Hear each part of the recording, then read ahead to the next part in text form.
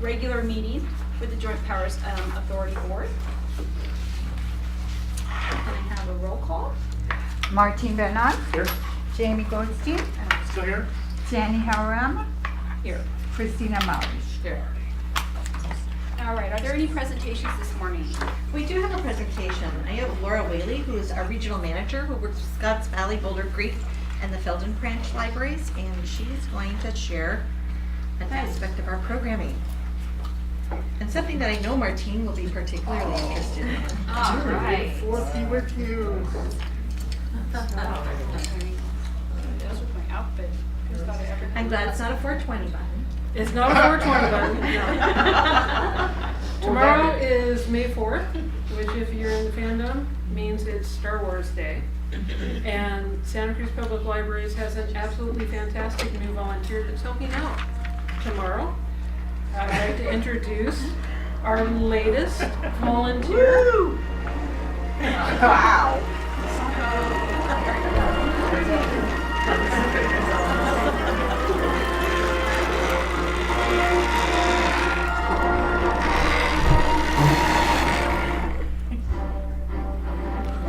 He's got his volunteer. He's ready. He's got his volunteer badge on. R2 is a little twisted. He alternates between the Rebel Alliance and then, of course, the Empire. He's very confused.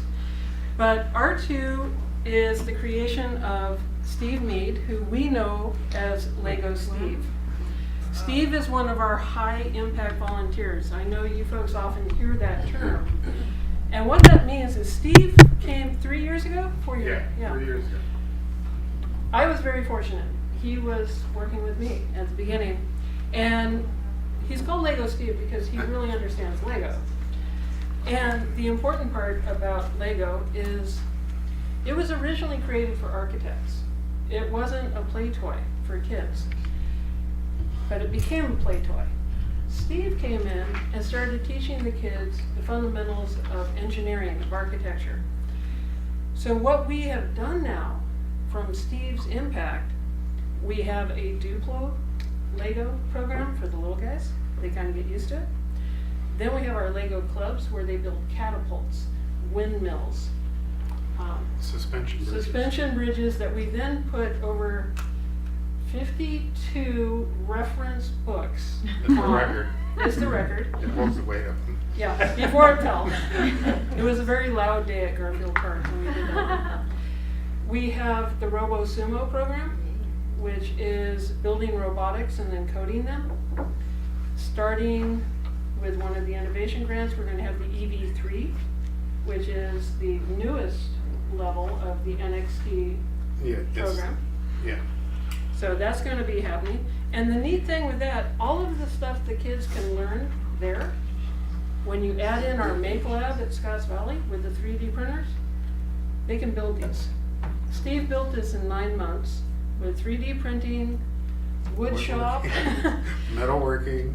It even has some Lego in there to honor its roots.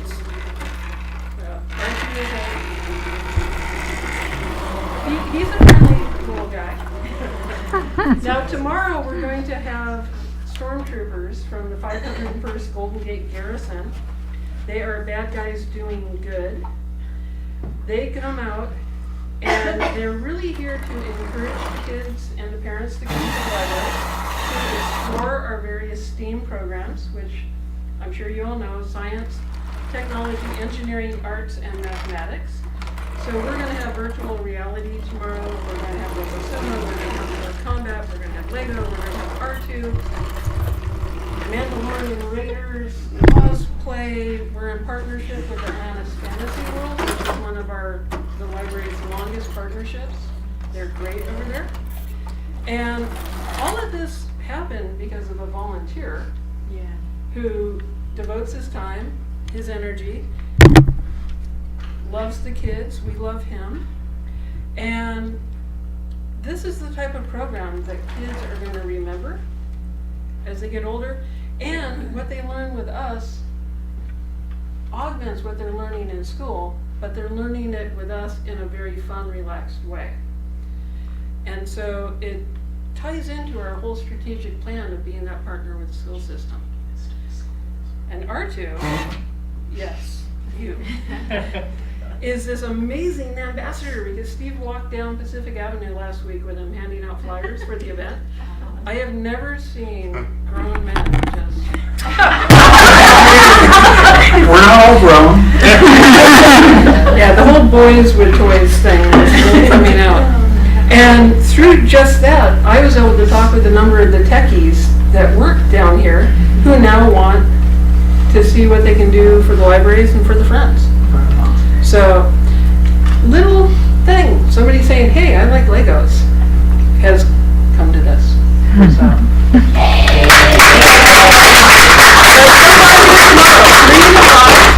I know you'll be here. And we'll have stormtroopers, Mandalorian Raiders, probably some Jedis.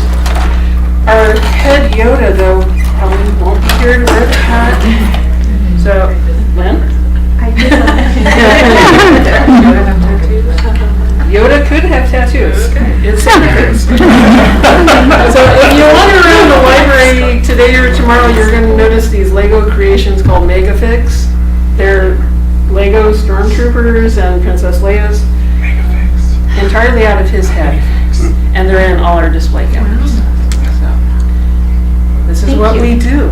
That's great. That's awesome. We're going to actually talk about this a little more when we talk about the budget and where the libraries. Yeah. Come on, R2.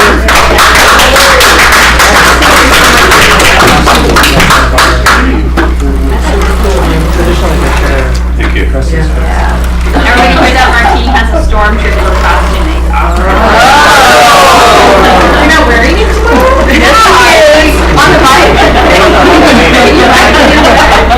I think you need to bring Penny. It's Halloween every day. All right, well, that was a fantastic presentation. Thank you very much. Are there any additional materials for today? No. Well, there's a couple things we'll hand out for the budget. Okay, so these materials on the top are related to our budget, I think. Oh, sorry. This is the Friends donation. Yeah. Worksheet from Vivian. All right, very good. Are there any additions or deletions to the agenda? There are none. Okay. All right, this takes us to oral communication. Is there any member of the audience that would like to address the board on an item that's not on the agenda? Okay.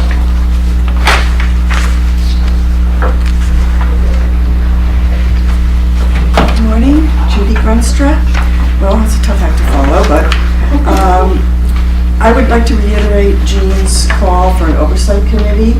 I have an example here of the Taxpayer Oversight Committee for Measure D, which I can read with you because I think it's important given, downtown, the Scotts Valley proposal, and the Live Oak. Those all seem to be somewhat outside of Measure S wording. And I'm wondering if the JPA received an email I had sent, a letter, I sent it to Susan and the JP individual members about my thoughts on the Scotts Valley thing. I have it here, it's April 16th, because I never got an acknowledgement that anyone received it, so it would be nice to know that at least it was received, So you did receive it? Yes. Okay. Okay, the third thing is, I have a question about the Capitola Library demolition. Is all that material going to the landfill? If you have comments, you can make them now, and then if we can take your questions offline, we can have staff address them. Okay, so that's, I get my comment, is, I'm wondering about where that material went and how much it cost. Okay, the rest of my items, I think I can save for the consent calendar. Okay, thank you. All right, thank you very much. Is there anyone else? Yes. Good morning again. I'd like to talk about the solar feasibility study provided by Altera, a local solar business. This body received that report at your December 7th meeting. On December 12th, I sent that report to the Downtown Library Advisory Committee because it contains information about downtown. All 10 branches were looked at. And at this point, it's been 5 months, the report was November, I have not seen or heard that this body has discussed the advisability, or the financing authority has discussed the advisability of going on further with this. It was an initial study, and it showed that all 10 branches could have solar rooftop for $1,754,000. That was the initial price. We have a $67 million Measure S bond fund, and for $1,754,000, we could have rooftop solar on all 10 branches. Now that's the installation. I've worked in construction. I know that there has to be preparation of the roof in order to take the installation. So in my mind's eye, I thought I'll be real conservative and say it would cost twice as much, because you'd have to spend the same amount of money getting those roofs ready for that solar installation. That would still be $3.5 million, and that is a top outside figure. The Live Oak Library could have solar installed for $738,000. The Downtown Library, the existing library, amazing, no, I'm sorry, that's the Downtown Library, $738,000. The Live Oak Library, $189,000. The reason I'm asking about this body, somehow or other, looking at this idea, we have solar sitting across the street on City Hall parking lot. We have solar on top of the former Sentinel building. Solar is a capital investment that would give the library system a return.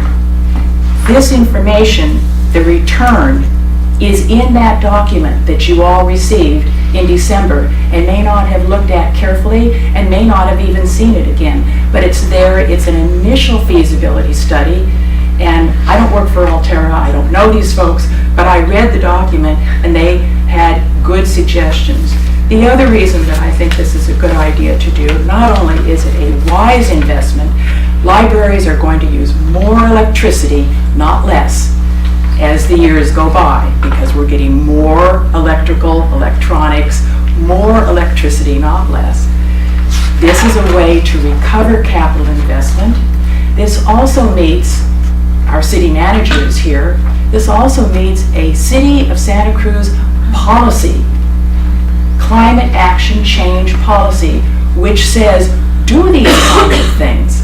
So the library could partner with the city and say, here's what we want to do. I really encourage you to not let this document sit in the electronic shelf, and get busy and look at it and see how much sense it makes to do rooftop solar. We're libraries. We're full of information, and we educate. What better education than solar rooftop? Thank you very much.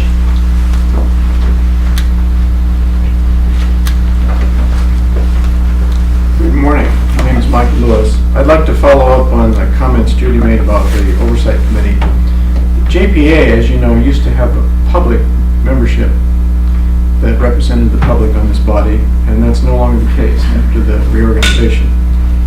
In light of that, I think it's essential that the JPA form a taxpayer oversight committee for the expenditure of Measure S funds. We're paying for this.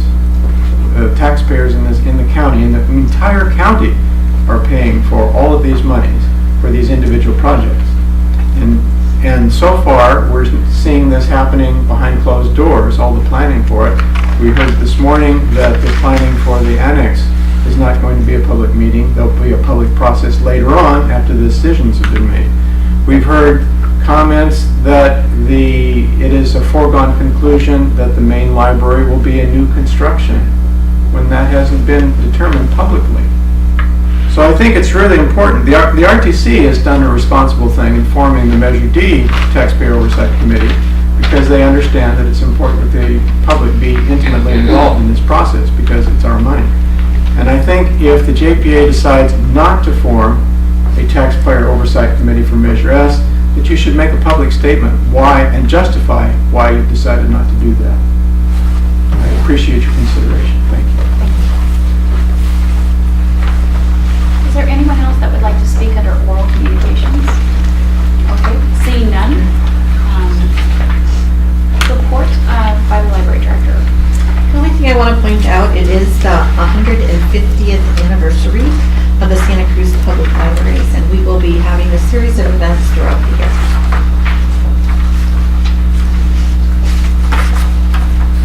Thank you, Jack.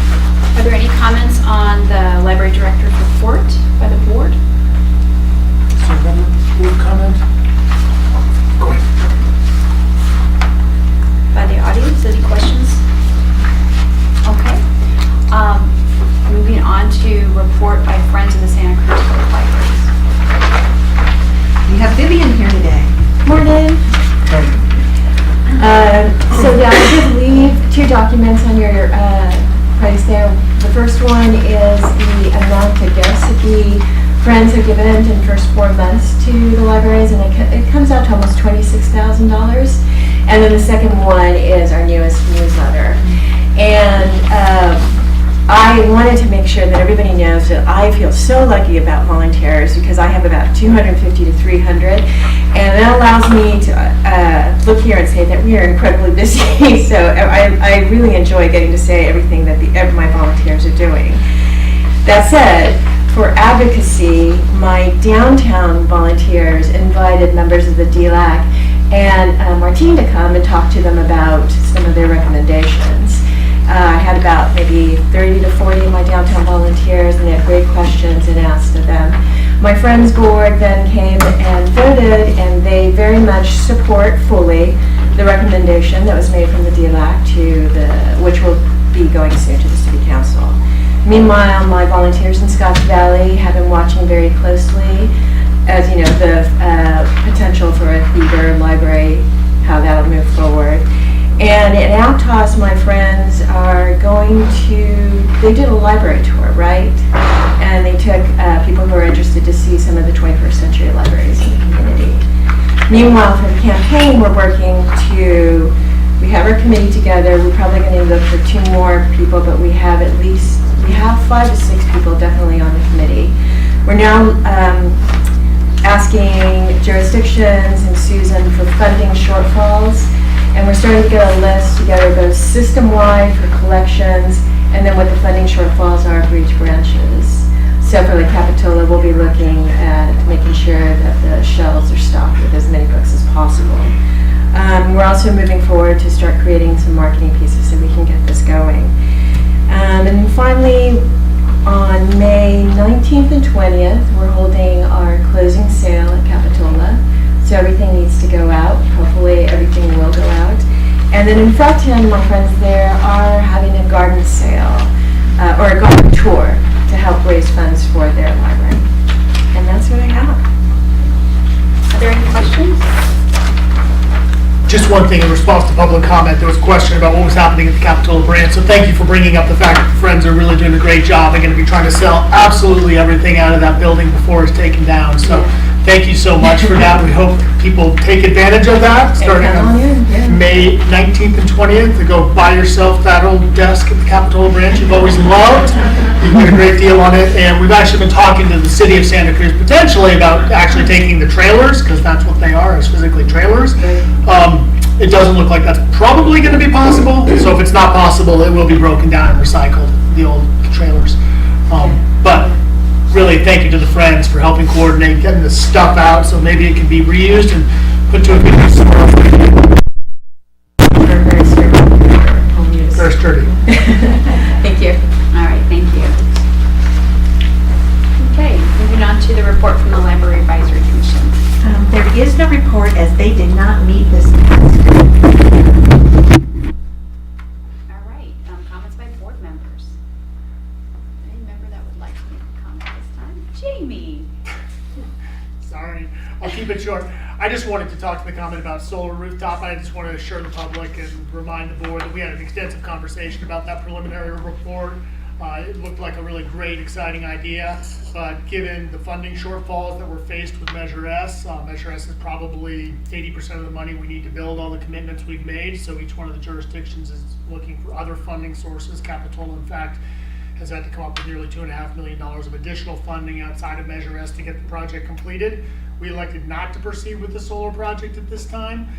In addition, I want to remind everybody that Monterey Bay Community Power, which is a new locally owned power procurement JPA that we are members of, all of the members here in this room, will be begin providing residential power here coming up very shortly. That's 100% carbon-free power. So in terms of our climate action goals, this library is going to be powered by CO2-free energy coming up this summer, as will each and every one of your homes, unless you decide you don't want that, in which case you can stay with PG&E. But my recommendation is don't do that. It's going to be cheaper and it's carbon free. So it's a really exciting development. Down the road, Monterey Bay Community Power may have local programs that we could partner with as a library to look at rooftop solar, or maybe a few larger solar projects on library facilities. But at that point, the board made the decision that it wasn't the time to proceed. It was something we could look at in the future. So I want to assure everybody that it's something we take seriously and we've looked at hard. And that carbon-free option is going to be available to businesses eventually as well, right? It's actually already available to businesses. So both are covered. Yeah, we rolled out the businesses already, and the residential service is coming soon. Very good. And I'll add some comments. I'll comment a little bit. Yeah, I just wanted to also acknowledge that we did see the report, and we actually did discuss it as an agenda item. And again, I think everybody would like to do as much as they can to make their buildings energy efficient, to be able to produce have solar panels if at all possible. But as Jamie noted, it's all part of being able to finance the entire packages, because the bond measures aren't paying 100% complete for the project. So we have to find ways to make the fundamental projects work first and foremost.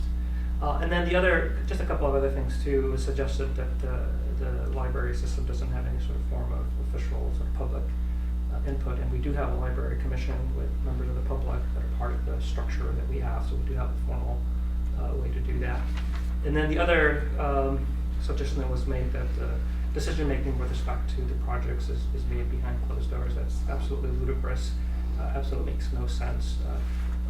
Just for example, the downtown library project itself, we created a commission with 10 members that met for months, multiple meetings, architects. So the public process has been extensive, more than probably most communities would have. So just wanted to put that up. So I think since we heard from members of the audience that there's some need for clarification on what is public and what is not, and how the process works, perhaps we can be cognizant of when we're doing reports on our status of what meetings have occurred, how there's been a public process, and understanding why certain things are discussed prior to bringing forward in a public setting. Usually folks will vet out options, will do more meaty type of research before bringing things out to the public. That does not mean that decisions are being made, but I'm certain that we can do a better job of providing more information at these meetings in terms of any public process that's underway and what's going to be forthcoming. So I appreciate your comments and raising those concerns to the board today. All right, so let's move on to consent calendar. We have several items on the consent calendar today. Are there any items that need to be pulled by a board member?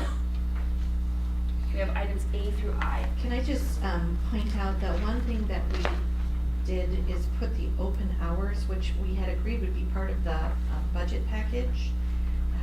But because Capitola is closing immediately, we'd like to really extend the hours of Atlas and Live Oak on June 1st rather than July 1st. So that's why we're putting the hours that we've already discussed in the consent agenda. And so you're referring to item H, which is open hours proposal with Capitola closure. Correct. Pages 94 to 95. Did anyone have any comments on this? One moment, please, on this item that Susan pointed out. Is there any item that someone from the board would like to pull, just to clarify? Okay, see none. Is there an item from a member of the public? Yes, item B, boy. Okay, are there any other items? Yes. F. Okay, so on the consent calendar, we have items B, which is articles about Santa Cruz Public Library. We have item F, work plan for fiscal year 17-18 quarterly report, third quarter. Both of those items have been pulled by members of the public. Board, what is your pleasure? Is there a motion to approve items A, C, D, E, G, F, and I? So moved. Okay, is there a second? Second. Okay, all in favor? Aye.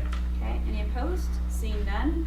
Okay, let's return back to item B. Susan, can you give a brief overview of what the packet has? Just every time we meet, we include the latest media discussions that relate to the library. Okay, this is found on page 9 through 56. Are there any questions by the board on this item before I turn it over to the public? None? Okay, would you please approach the podium? Thank you very much. My concern was between pages 32 to mid 39. And I'll reiterate, I read the entire 147-page document too before coming here this morning. So thank you for that. These are, I noticed in reporting social media articles, news and articles, that some of them will have the date and some of them will have the name of the publication, Good Times, Sentinel. But there were 6 of them between pages 32 and mid 39. One of them was an extended opinion piece in the Sentinel that I helped to write, and none of those 6 had the date or the publication. They were kind of just sort of lost in the middle, easy for the eyes to miss. And so I'm only going to suggest, I know it's more work, Susan, but I think some consistency is due on reporting these. So it should be, each one should say publication and date. And then before I leave the podium, I'd like to just clarify, Jamie, all due respect, your statement that it was going to be 100% carbon-free is unsubstantiated. That's not true, and I don't want everybody in this room to think that this power company is going to provide 100% carbon-free energy. That is not true. That was a misstatement of fact. Thank you. Okay, any other comments on item B from the public? Okay, seeing none, I'd like to move to item F that was pulled. Susan, could you give just a brief overview of work plan for fiscal year 17-18 quarterly update? Quarterly, we look at our strategic plan and our annual work plan and try to do updates on progress that has been made. Okay. This item is found on page 76 through 88. Board members, are there any questions on this item? Okay, seeing none, a member of the public could come up and address the board, please.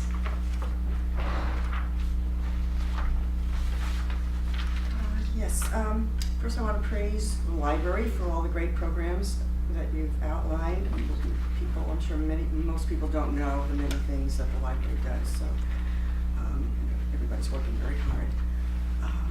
So on the achievements on page 78, under programming, life skills, I was a little confused. Somewhere in there it says that the administered hepatitis A vaccines, is that to the staff or the general public? To the staff. Oh, just to the staff? Okay. And then on page 80, I have a question under outreach. It mentions MOUs with organizations like Smart Path. And I know the MOU with the Friends was reviewed by the JPA, but I was wondering, are all MOUs reviewed by the JPA? And where can one see a copy of this MOU? Send me an email. Okay.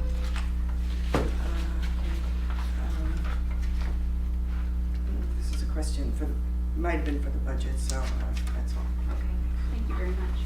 So anyone else that has comments on item F? Okay, seeing none, let's take this back to the board for consent item. Do I have a motion for item E, Articles of Santa Cruz Public Libraries, and item F, Work Plan for the 17-18 quarterly report? Move approval. Okay. Need a second? Okay, all in favor? Aye. Opposed? Okay, there's two on the consent pass. Moving to general business, item A, the 18-19 draft budget, is there a staff report? Yes, there is. Karen, do you want to start with the slideshow?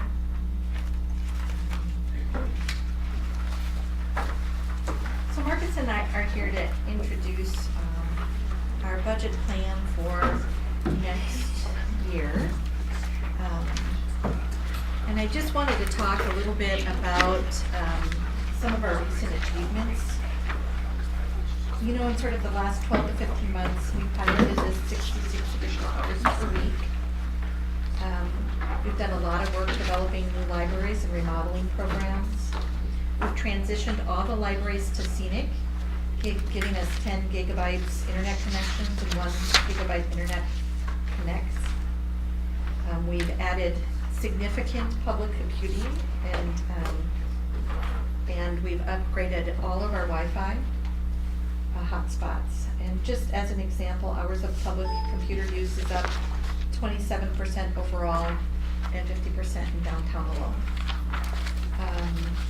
We developed the Innovation Grant Program, which is really trying to empower our employees to be involved in transforming our organization. We've done a lot of work with patrons experiencing homelessness, and we've done a ton of work around our code of conduct and our suspension process, trying to get greater control and safety within the libraries. I have to say, one of my best moments from the last month is a stranger approached me on the street and said, "You're the library director," and you have this moment where you kind of cringe, like, yeah. And he said, "A year ago, I wouldn't let my teenagers go in the downtown library. I have 2 teenagers, and it's changed so much. They're now allowed to go to the downtown library." And so I just really want to thank the board and the staff, because people have worked so hard in the libraries to try to make it a safer, more comfortable place for everyone. And I think we've made some really significant process. Kara, can you go to can you do the buttons? So that was the achievements. The next slide is our strategic plan. I just want to remind you. I think the really big thing from a planning perspective of what the library is working on is we've recognized that we have this wonderful opportunity to transform our spaces, but really we need to transform our services as well while this is occurring. I think one of the things you're really seeing in the library is an attempt at community-centered learning. And I think the R2D2 demonstration was just an example. It's really about community learning being more than reading books, it's being participatory experiences. But it's also really about having the community participate in the teaching and learning. So in the case of the R2D2, we have a volunteer that's running major STEAM programs in our library. And Jean may have left, but Jean and her husband Michael are actually doing some of the citizen science programs around the Cochrane Lagoon in our library. And so it really is the shift of librarian not always being the teacher and the expert, but librarian being the facilitator of key partnerships and developing relationships with volunteers in the community to spur very localized learning. So I want to go to the next page, which is really our work plan for next year. There's 4 areas of learning that the library's really been focusing on. Adult life skills, which are some of the basic things like finding housing, financial literacy, basic digital literacy, adult cultural programming, which is sort of that lifelong learning, early literacy, which I think has been our strength all along. It's sort of the 0 to 5, teaching kids how to read, and it's also about teaching parents about parenting. And then I think a big push in the last 2 years has been around student success. We lost 40 FTE during the height of the recession. We've only put back about 10. And one of the places we really lost was in our relationships with K-12 schools. And so one of the things we're really gonna work on, and we'll talk about it next month, is how to redevelop those relationships. But I have to say, staffing is a huge barrier to accomplishing that. The other thing in our 2019 work plan is becoming a more technologically sophisticated place. One of the things we're learning is our staff really needs a lot of work and development professional development in upgrading their skills, and it needs to be constant and continuous. So we're doing a major push in the next year around staff digital literacy skills. And then we're focusing a lot on the STEAM programs that you saw described earlier today. Transformative spaces, I think, is obvious. It's everything we're talking about with our building projects. But there's a whole lot of sort of fundamental pieces behind making that work. It's creating leases that are consistent across the jurisdictions. It's creating policies and procedures that make sense so that these really can be community centers even after hours. We need to make a lot of changes to how we provide services and analyze how we can make these spaces accessible to all. We're spending a lot of time internally on our user experience. Before even the budget today is something about kids fines. We're really finding kids fines as a barrier for children using the library, so it's an example of how we can make the experience easier for children. We're looking at things like automatic renewals, creating more accessible collections. We did a pilot at Aptos with an external book drop, and it's so incredibly popular. We want to add them at other sites. Internet-only library cards, things that just are barriers to people access. Discovery Layer is a component of our website. Then we have a lot of issues around organizational capacity, doing more with less. The big thing we've been working on is innovation grants. We'd like to do it again next year. And really looking at the way we develop our collection. So we actually have a really big 2019 work plan. Kara, if you can go to the next one. And I'm stealing some of Marcus's thunder, but sort of the assumptions we're operating under, and we'll go into them, is that we're going to have a moderate economic slowdown in the near future, that the sales tax is going to increase, that pension costs are going to go up, that we'll have moderate increases in healthcare costs, that will have minimal financial changes to the budget. You'll see that our actual budget requests are relatively modest, and there are only 4. But the thing I need to point out is that we're going to have major organizational disruptions for the next 3 to 5 years, because we're going to be constantly closing libraries during construction. So we're going to be changing hours and moving staff and moving collections. So I have to just recognize that.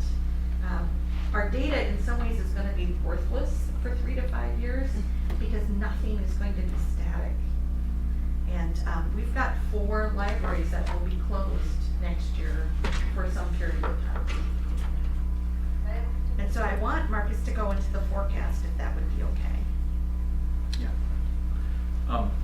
So what, I didn't bring my glasses today, so, but I have this, and it looks the same.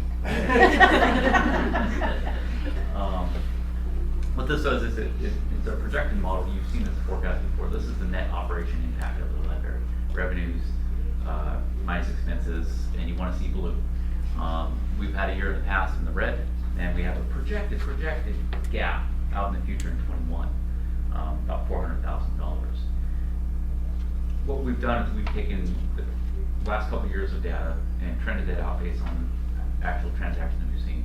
We've added some assumptions, and those assumptions are detailed in the budget document, page 9 of the budget, page 107 of the staff report. That Susan's already talked about our assumptions on sales tax growth, shrinking, still growing, but the growth rate is shrinking. And I point out there, if you look at the chart that's coming, I'm going to softball what's coming next, is on sales tax, in the big years, when we had big hits, we saw 11 and 7% drops.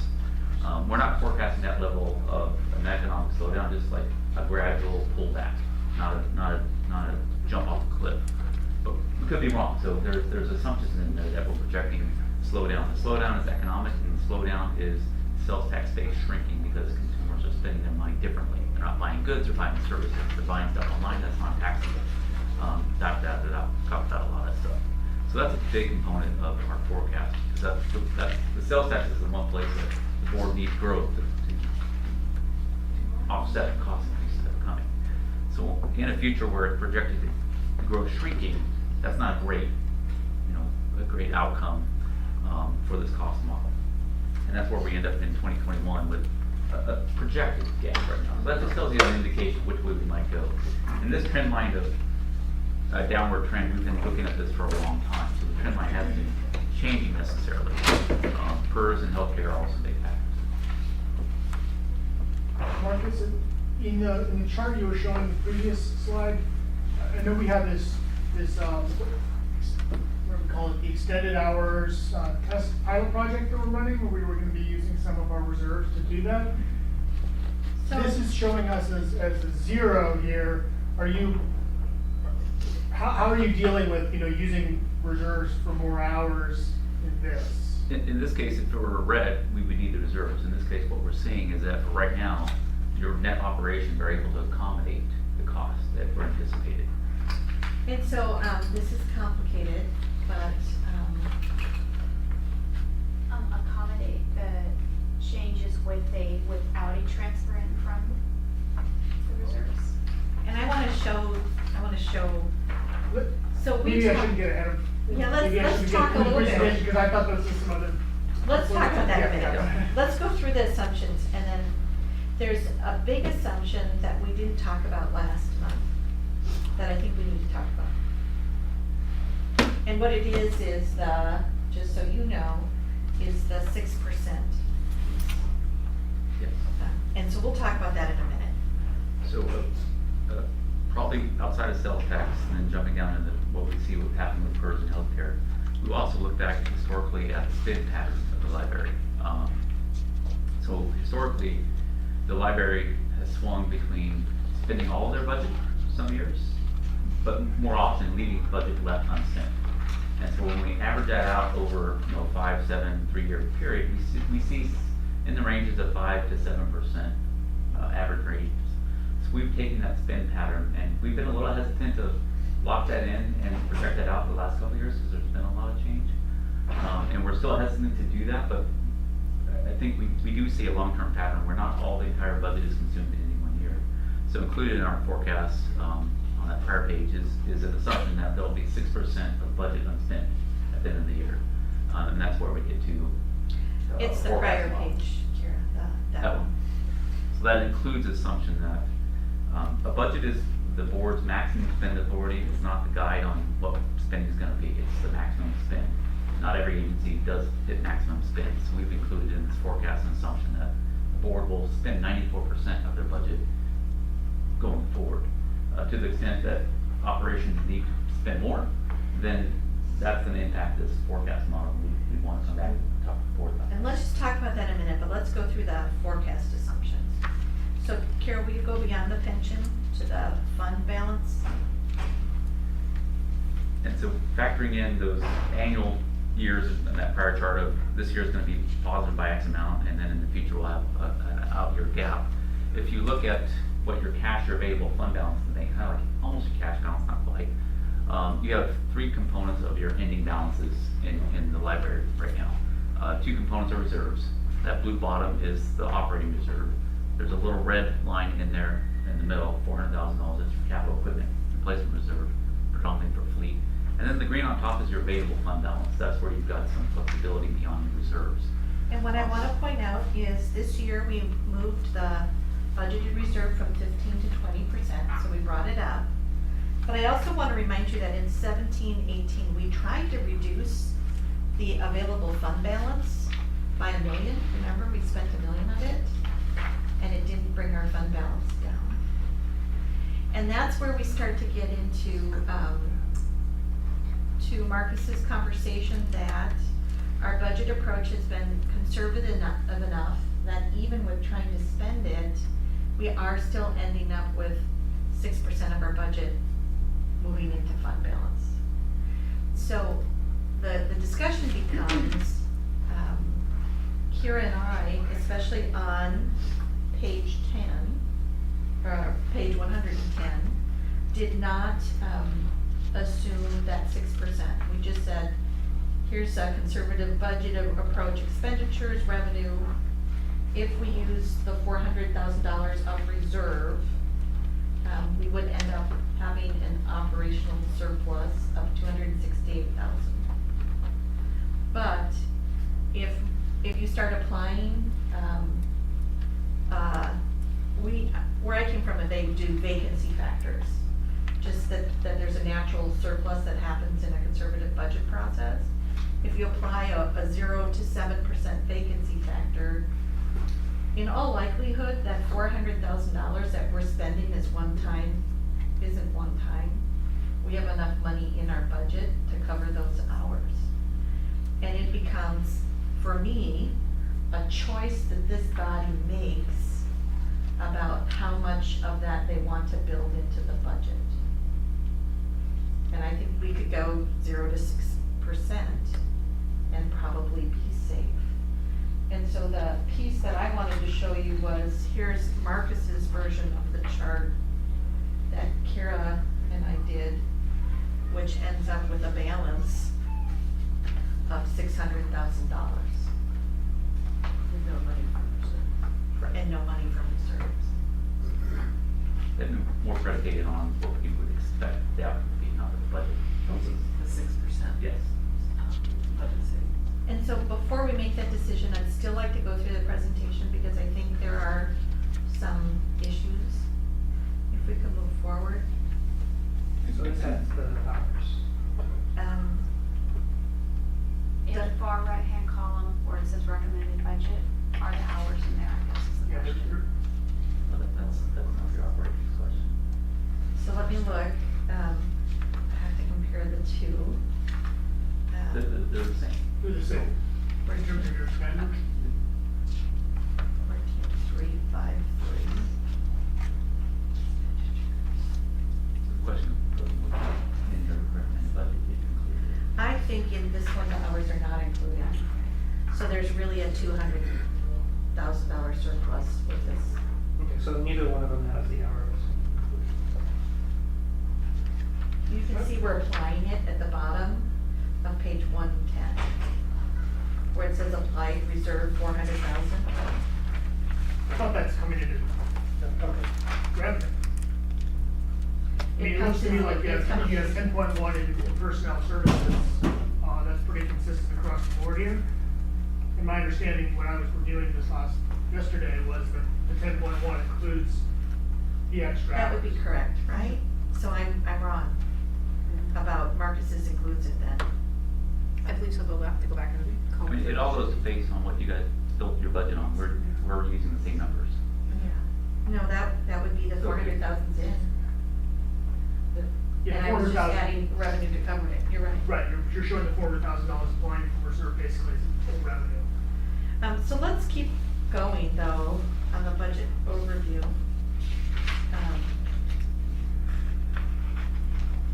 Go one more, Karen. So our request for new spending is actually really modest. Eliminating the kids' fines, 25,000. The personnel changes we've talked about since January, which is upgrading 2 FTE positions at 28. To continue the innovation grants is $50,000, and that could be viewed as a one-time expenditure.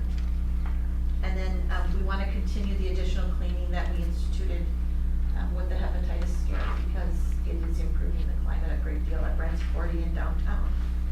So our request for new spending is $108,000. And based upon these resources, I really do believe we have it. Will you go one more, Kira? The thing I need to say that are unknowns that are out there, which still makes me want to leave some unfunded balance. The city is doing a major renegotiation of their first alarm contract. We have always been an add-on to that contract. And it may have a real impact on the library's security costs. So that remains out there. And I do believe if the first alarm is a necessary part of the functioning of our libraries. We have huge long-term facilities maintenance funding issues. In our work plan for the next year, what we've committed to doing is creating proposals for this board to begin to address that. But I do think part of the balances might be used to help us with that. And then as we look at all of these new buildings going online, they potentially do have costs associated with expanding scope of services. So the Felton and Capitola Library square footage is increasing substantially.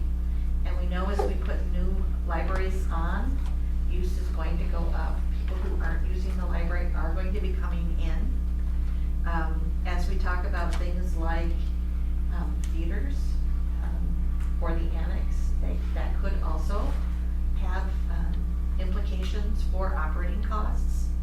So I do want to say that we've got some really big financial issues in our near future as well.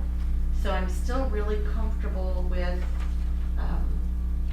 only recommending some modest changes to the budget this year and not necessarily going after that unfunded balance in an aggressive way.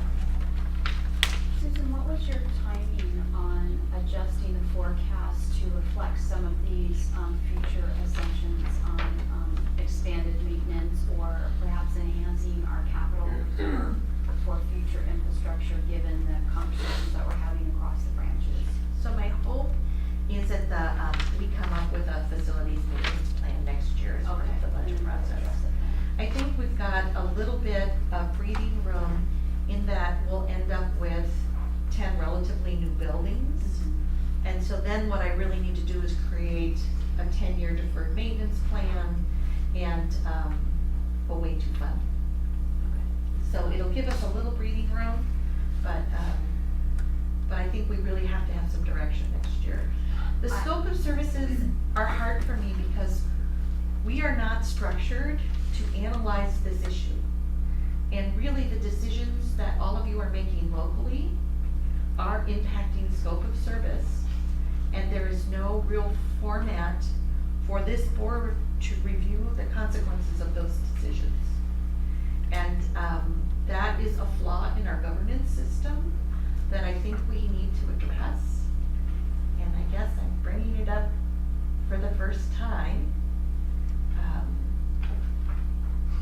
Because if in this building process you all expand scope of service, we're gonna be in a world of trouble.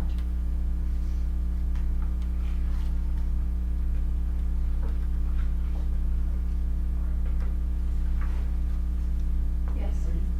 That concludes the presentation. I think I'm done.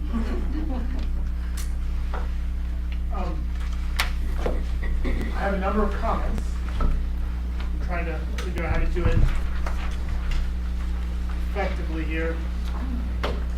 I guess I'll just pick up where you left off and then we'll sort of do it in reverse order. So the scope of services is a real issue. And I think the board understands the notion that, Capitola went from, what were we, like 3,000 or 4,000 to we're gonna be almost 12,000.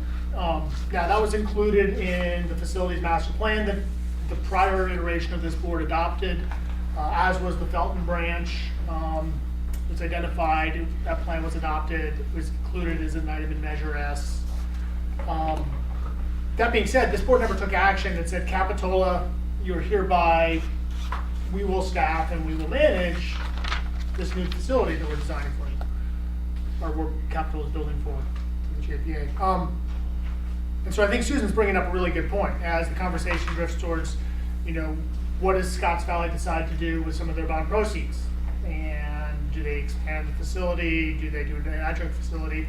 I think that there needs to be some relationship between this board and what we're committed to staffing and what the jurisdictions build. So for example, if the county popped up tomorrow and said, hey, we just got a state grant and we're gonna build a new Summit branch up off Summit Road, for our residents up there, and by the way, Susan, you need to staff it. I think frankly, there would need to be an agreement between the county and this JPA about, well, what is the relationship to this new branch? I shouldn't say this, I understand we're in a public meeting. There is no Summit branch, there is no plan to build a Summit branch. I was using it purely to illustrate my point. But something along those lines. So I think that we need to have a process so that when jurisdictions are proposing changes that affect staffing for the JPA, that there needs to be an affirmative action by this board to stamp it.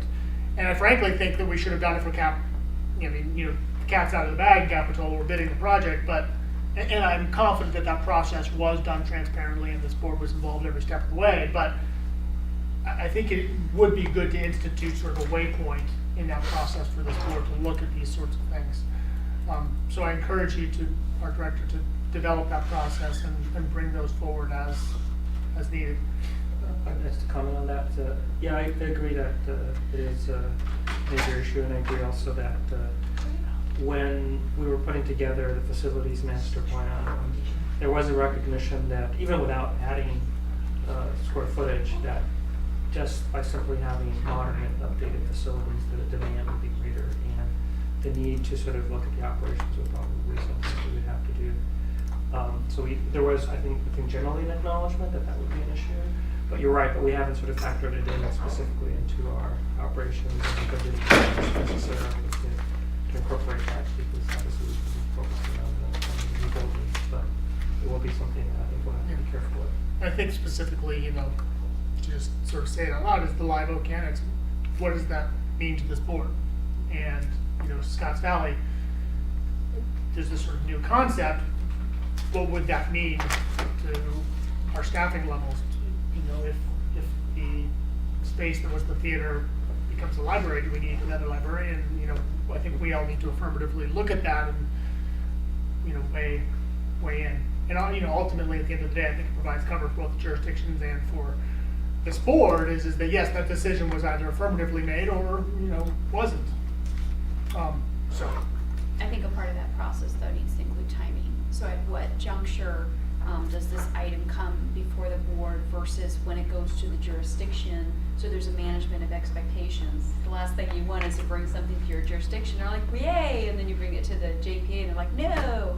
So we need to really be clear, because that can get us to the something's state actually again. newer even from those discussions. Yes. Yeah. Agreed. Yes. Yeah. Well, I mean, the Capitola branch is a great example. I mean, I wasn't on the board when the facilities master plan that talked about a new branch in Capitola was on the board by the time we got to issuing Measure S and everything else. And they would always talked about a new branch for Capitola. So,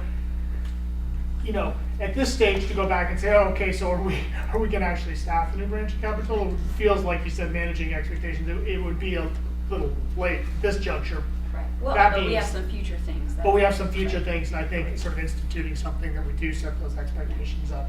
I do think though, and this is my opinion, that there's probably a little bit of short-sightedness for us not to build in some type of assumption in the forecast about the impact of these buildings coming online.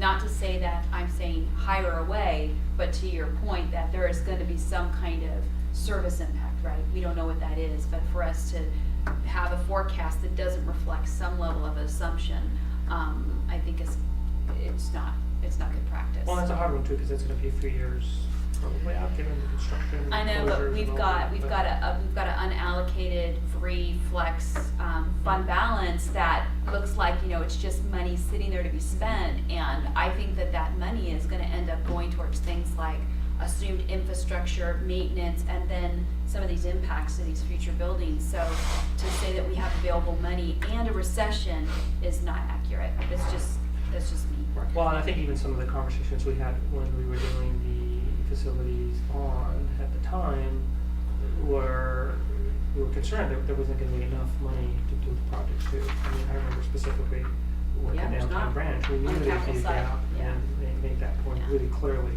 that that would be an issue as well, just to the complete project. And Marcus had the same concern, and I wasn't exactly sure how to forecast it, but we'll try to build something in. I think it's smart, even if it's a footnote, Right. as we look at the out years. But And I love the you can help me. recommendation from Jamie to be proactive about future projects and operational impacts. Yeah, I think we need a plan, an Absolutely. operational plan, making some assumptions about the new branches and what it would cost so that we can have something to discuss. And it should be part of the forecast, so that way we have an idea. Well, the other part too, of this is the funding model moving forward too, because that also is expiring pretty soon too, and that has to be part of the equation as well. And that was sort of why we were hoping to take a whole year on that, because I think it's gonna take time. Yeah, I can't recall, what is the expiration date, where? It was 5 years, 2 years ago, so I think 3 years left. Is that correct on the Watsonville? I feel like it's 2 years left, but maybe. Sometimes at this time of year, I'm thinking a fiscal again, year when ahead, it's- but yeah. when you're projecting. Yeah, yeah, kind of will come on us quickly, yeah.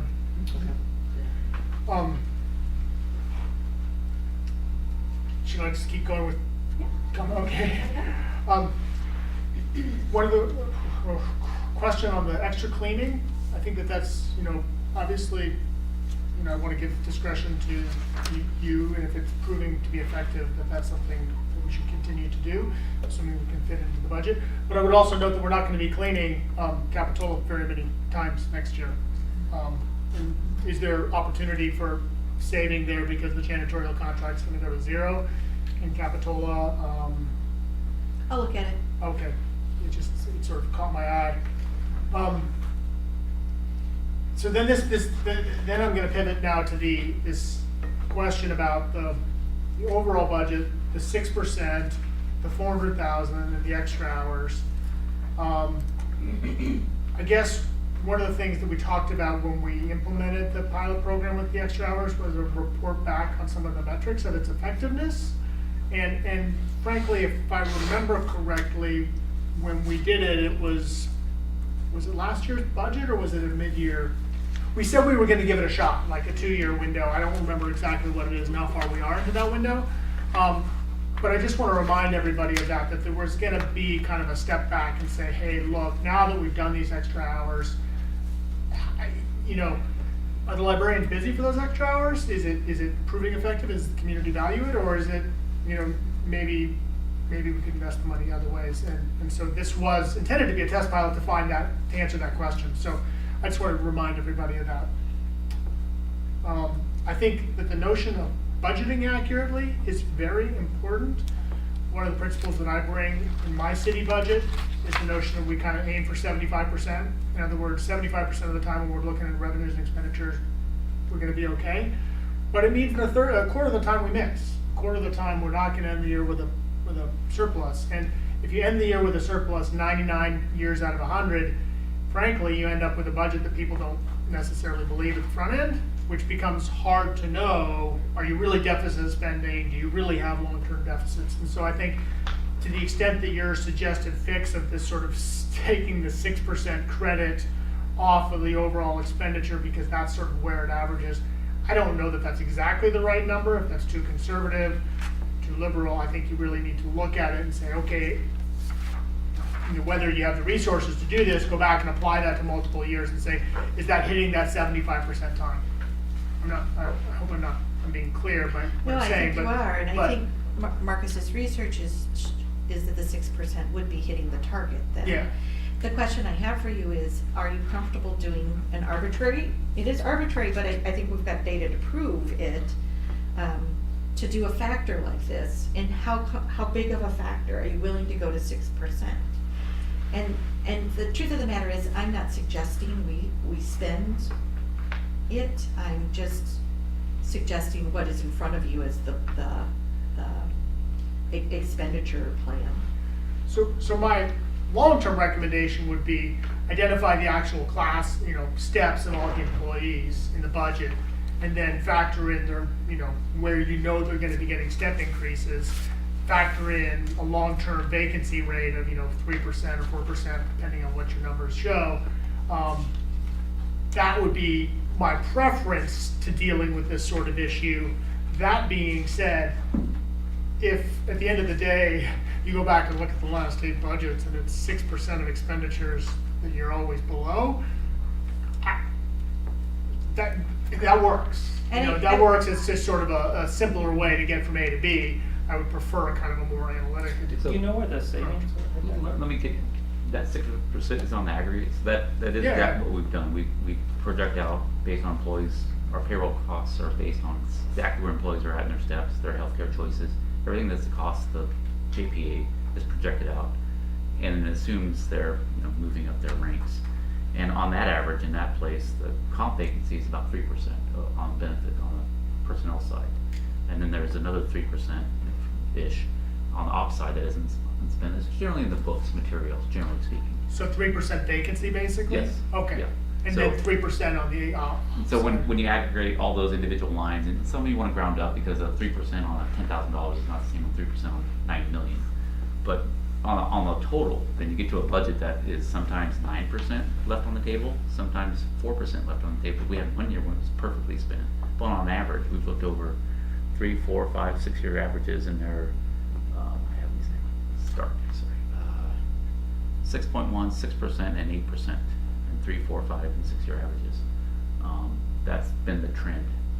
And so what I'm recommending is not necessarily to adjust your budget, because you might have a year where you need to spend the full amount, so the budget should be allocated for that full amount, but your forecast should start building in an assumption that you're not going to use the entire budget. And I think we've been hesitant to do that because there's been so much movement in the last couple of years. And it's still risky to do that, but I think it's worth having that conversation, at least on the forecast model. It explains why the fund balance has grown. yeah. Huh. But 6% is your average. Yeah. So if one wanted to be a little conservative, because there is no budget for contingency. No, that's So- that's a modification to get to the forecast. We're not actually Right. building that. Right, so another thing we could do is be a little more conservative on the budget savings and also build a little contingency in as a line item to sort of offset some of those swings that can happen in the expenditures. But I would argue that we have a budgeted reserve of 20%, which is a pretty big contingency, Well, Yeah. and a fund balance. and a fund balance. Yeah. And so, Yeah.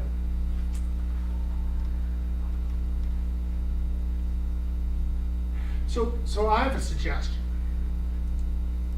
I'm not sort of wild about having a budget that we sort of know is probably 6% over.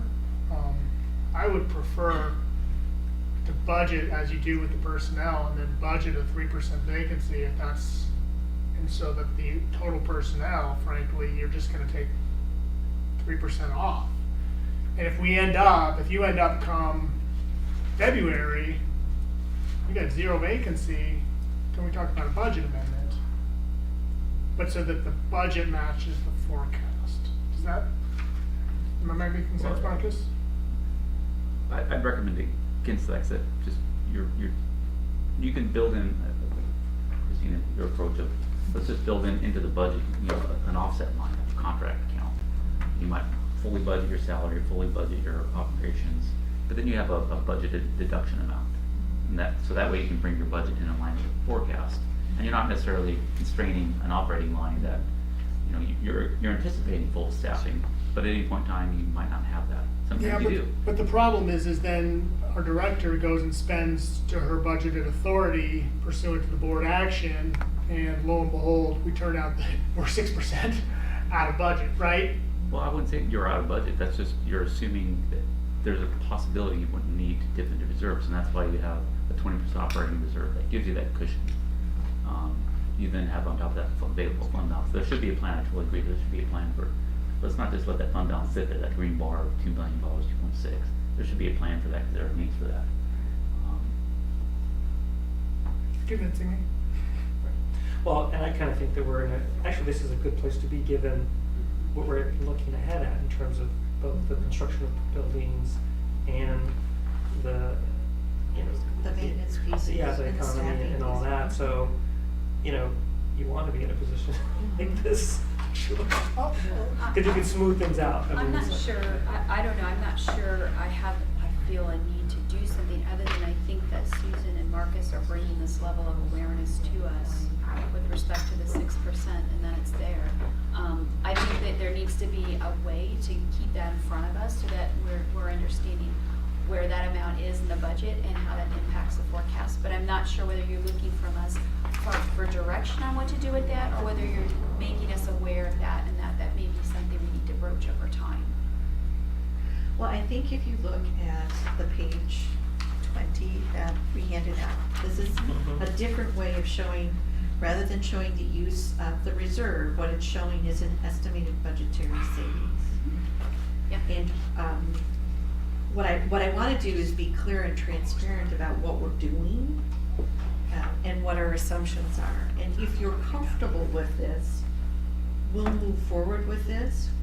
What this says, though, is that our assumption is that we're not dipping into the unfunded balance. And again, it's just an assumption. Right. And we will come back midterm and do an evaluation of where the budget is. But this is then what the budget would look like next month. And it includes the extent the additional hours. Correct. Okay. And I'm sorry for me to jump around. The innovation grant, that's just it's a one-time carryover that you would like to do again. Well, so what I would like to do is, there were the 4 things to Right. fund, is we would fund them out of the $599. And we were asking for just over $100,000, so there are resources to do that. So that wasn't included in the original total No. recommendation. Those would be Sort of extra. adds, The 4 the 4 items.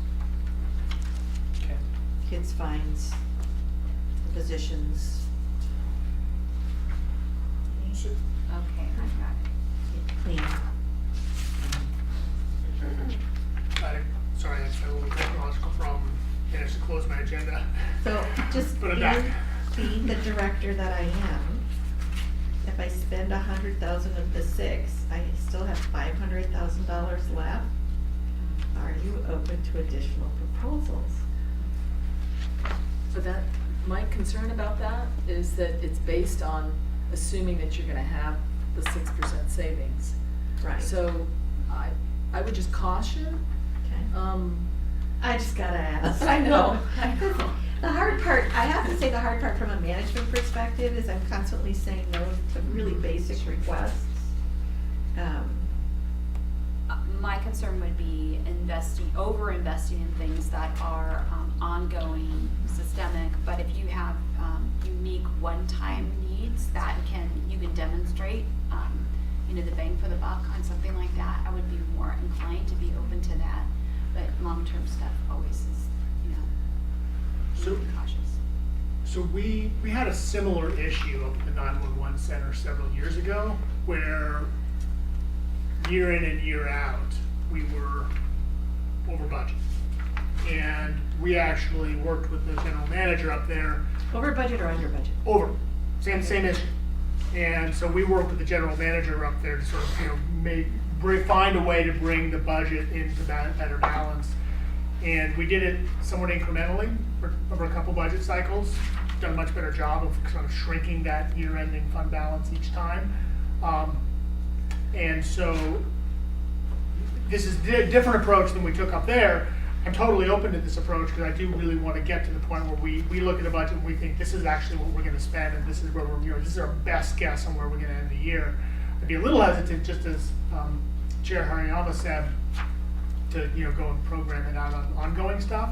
But if there's some key one-time things that we can do, one of the comments I wanted to make was about the work plan was, I'm a really frequent patron of the digital offerings that our library has, and it's sort of clunky interfacing with the different ways that are out there with our library, whether you're trying to use Overdrive or you're trying to use iCloud or you're trying to use the library's itself. It's like, man, I don't know how many times I've had to enter my library card.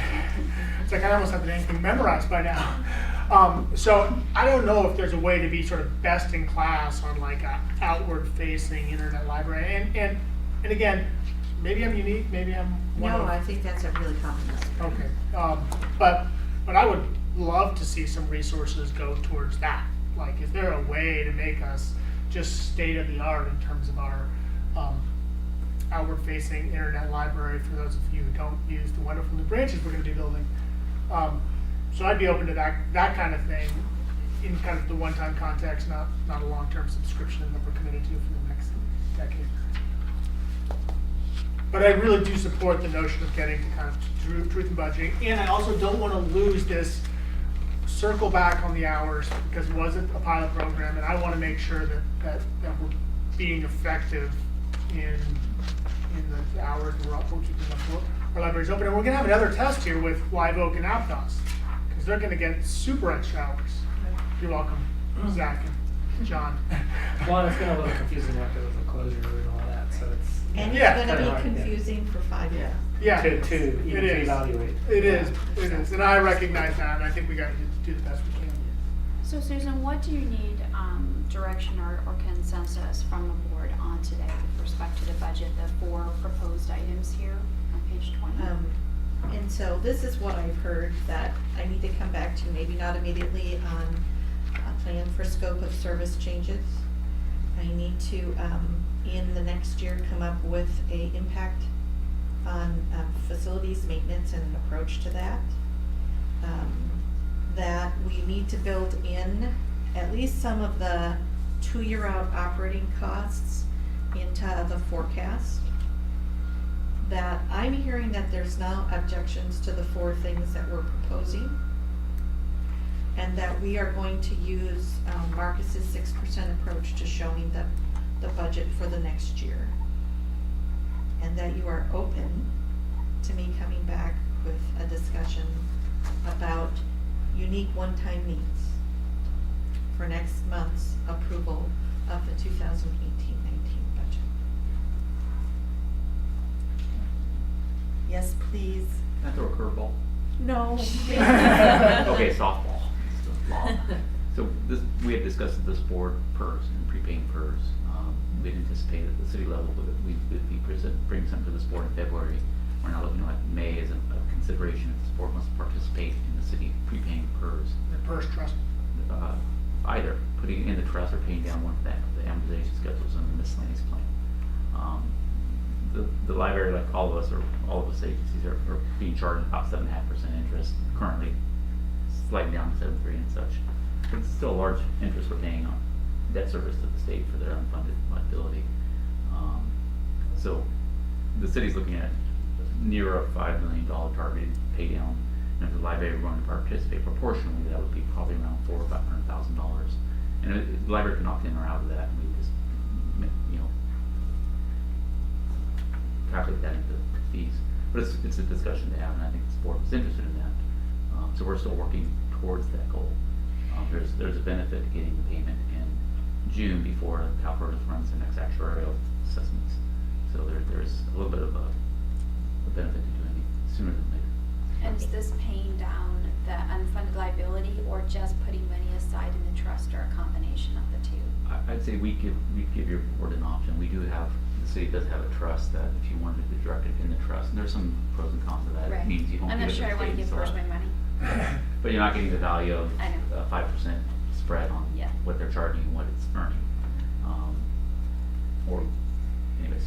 And So I would just say that is something I think we would do with the fund balance, not necessarily with the budget itself. Correct, yeah. Right, I just want to say part of that last comment about And would one that time. be something that we would look each year at and making a decision, or would that be, you're gonna sign up for a commitment per se to say, hey, you need to make these contributions annually? Yeah, I think it's, I would recommend for this board, it might be a one-off, because you're gonna have so much uncertainty in the future and Right. different needs, it would be hard to start committing to a Okay. pay down plan. I would think you might have other needs that you wouldn't wanna make that policy commitment.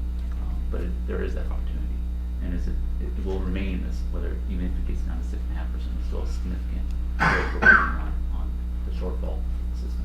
So is that a recommendation for this board to consider as a part of this budget process for this year, or is just something you're throwing out there for future consideration? Actually, if we come back next month and talk about Yeah, we'll one-time talk about uses that. that need. Let's add that to Yeah, the add that to our discussion. discussion. I think it makes sense That to do sounds that. great. Okay. A couple quick things.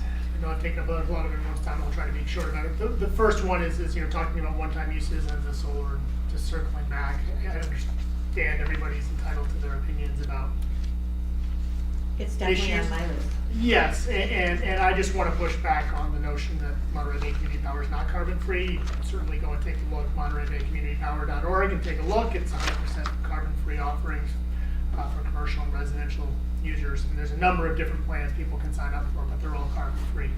So I just wanted to say that again. It's out there, and it's a fact. And lastly, this is probably a little bit deep into the weeds, and maybe it's just something that can get cleaned up as we go into the final budget. I think it was on page 121 of the packet.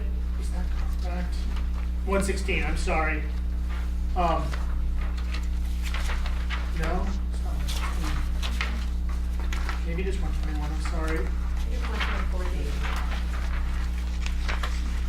Here, are you helping me? 124. 124? That's employees, that 122 is employees. It's, Temporary budget. yeah, that temporary budget. So we do indeed need to put in an estimated actual for this year for the credit. So my question, and again, this is, oh, there it is, okay. I'm sorry, are we on So page 124? It's 124, it's 124, and this is again something that I suspect that there's a clear explanation and we can clean it up in the final budget, but it's on activity 51122, temporary, where we said that we adopted the budget of 42,000 and our estimated actual is 692,000. That's a pretty big variance, and my assumption is that there's an explanation for it, and I don't need to, if it's complicated, I don't need to hear it now, but I think when we see the final budget, either cleaning that up or explaining what's going on there, that would be helpful to me. I think it's relatively simple. Kira, do you mind? No. When we reorganized the budget to do costing by branch, we had the temporaries, which do their hours at all 10 of our facilities, and so we had to give them the home branch of admin in order to be able to then distribute their costs by branch, pay period by pay period. So, as I understand it, when we charge the branch for the time they used a temporary employee, then the home department needs to be credited back, which is the admin activity. So that's where the credit lives, that's why the credit lives. So basically, there's an expenditure and then there's a revenue almost from the branch coming back into admin? Right. Huh, It's just a functional way to allocate costs because they're so variable, impossible to predict. you finance people, you come up with crazy things. And this is a new thing, we didn't used to budget like No. that either, so Yeah. it's a. Okay, I get Created it. some challenges, I think, Yeah. in operations. We're almost using a capital project fund to allocate costs. People charge out their time. It's just a way where we can still get to branch numbers. Okay. Okay, so there's an offsetting revenue then back into admin. Thank you, explanation. You'll see some of that in our quarterly reports too, the temp money. It's a Santa Cruz-ish way of doing it. It's one of these ways that finance people do, try to confuse us city managers. Are there any other comments from the board? I would like to turn this over to the public if they have any questions on item A with respect to the draft budget before we give any additional direction to the director. So is there anyone from the public that would like to make a comment on the draft budget that was just being discussed? Is it going to be a final budget hearing, a public hearing on this library budget? Is there something about before This item May will come back. 31st? This item will come back. This is a draft budget discussion. The item will come back. Okay. Okay. Seeing none? Susan, you have Great. what you need. Yes, thank you. I just want to also comment on I really like I want to commend you on the changes to the budget, the big books and the way it's organized and all that. It's really great. Kira's been working very Yeah. hard, and if you have further suggestions, we are open to them. I did have one other last suggestion, I'm sorry, everybody. No, the breakout.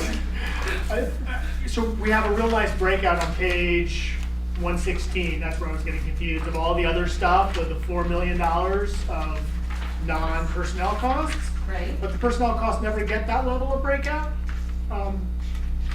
I think that's just a little, an oversight. So we have the 10.1 million in personnel that's listed as an expenditure, but there's no, we don't get the detail on it. At least, I didn't see it. It might, Yeah, it is to be added. Okay. Final adoption, yeah. thank you. Thank you.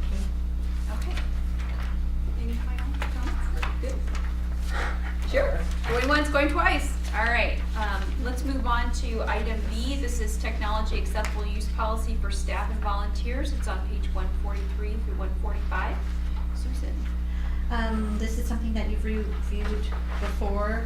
It really is something that we would like our staff and volunteers to sign so that they understand the rules regarding the use of especially organizational technology. Any comments from the board on this? None? Okay, any comments from the public on item B? Okay, seeing none, do you need a motion from us? Yes. Okay. Move to approve. Second. Second, all right, all in favor? Aye. All opposed? None? Okay, passes unanimously. And then, sorry, the second is the free speech rights of citizens. This is a policy that has gone back, and is common in public libraries, going back to 1985. It does help us manage our buildings from a legal perspective. And we are putting an updated policy in front of you for the first time. If you had any questions or concerns, we did, Amy's here, we put this through the attorney's office and they looked at that. Absolutely. And helped us update. Is this something unique to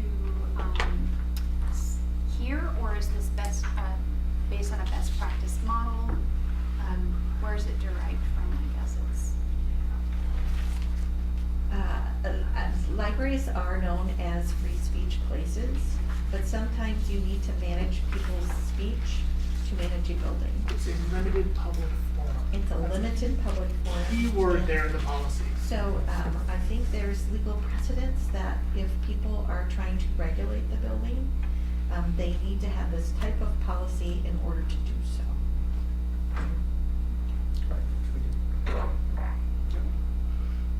And so we will bring it again next month for your approval.